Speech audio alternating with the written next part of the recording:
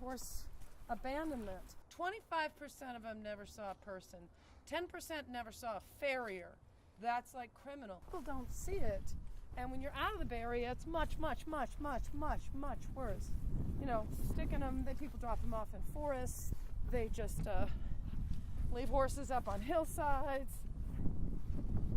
Out of sight, out of mind, and that's it. And the horse just suffers a slow, painful, often very tormented end to their life.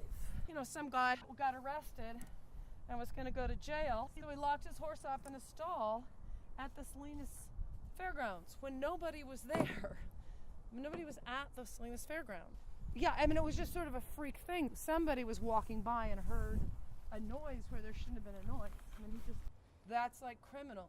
And it was just, there was one horse, Style, that my friend took on, and he was gorgeous, gorgeous, gorgeous saddlebred. He was one of the prettiest, funnest horses I've ever seen.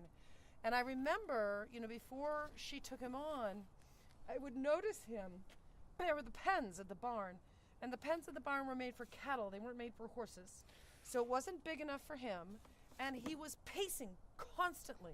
This went on for like a year, and this is before I understood what that meant for the horse. So it was like they're being fed, but nobody, but it was a slow dawning of awareness. Just the scope of the problem was so huge.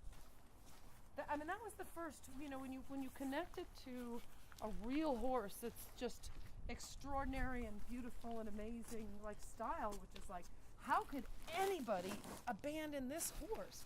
So they'll often have, you know, Seminoles still pay the board, but you can't, you know, they're destroyed by, or they're starving, and it's, that was the first one, but the list is just so long.